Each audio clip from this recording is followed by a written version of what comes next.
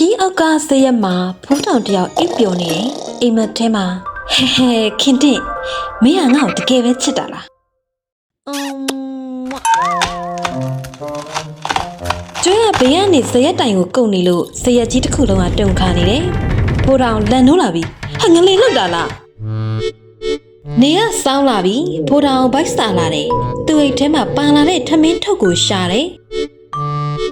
ထမင်းထုတ်ကဇရက်အောက်ကိုပြုတ်ကျနေတယ်သူစင်းယူဖို့ကြည့်လိုက်တော့မောင်ညိုကသူ့ထမင်းထုတ်ကိုနင်းထားတာကိုတွေ့သွားတယ်ဟာမောင်ညိုမင်းကငါထမင်းထုတ်ကိုပွဲတော်တည်ထားတာလားဖဲ့စမ်းမောင်ညိုကိုမောင်းထုတ်ရင်အဲ့ဒီချိန်မှာညောင်ပင်ပေါ်ကနေအတန်တန်ကိုကြားလိုက်ရတယ်ဖိုးထောင်ကြောက်သွားတယ်ကျေးလက်မှာညောင်ပင်ချင်းရှိရင်တရေရှိရဆိုတဲ့စကားကိုတတိယသွားတယ်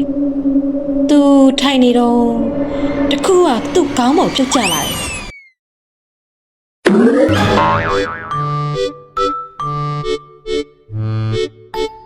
အမေကဲပါအောင်တရေချောင်းနေပြီတကယ်တော့တရေမဟုတ်ပဲနဲ့တပင်ပေါ်ကမြောက်တကောင်ကတစ်သီးနဲ့သူ့ကိုပြစ်ပေါက်လိုက်တာ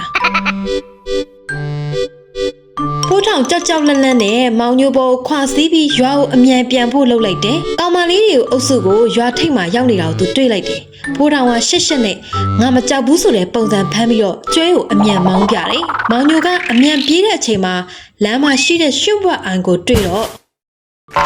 ဖိုးထောင်ကအရှိန်နဲ့ကျွဲကောင်းပေါ်ကနေကြော်ပြီးတော့ဘွက်ထွဲကိုပြုတ်ကျသွားတယ်။ဖိုးထောင်ကြီး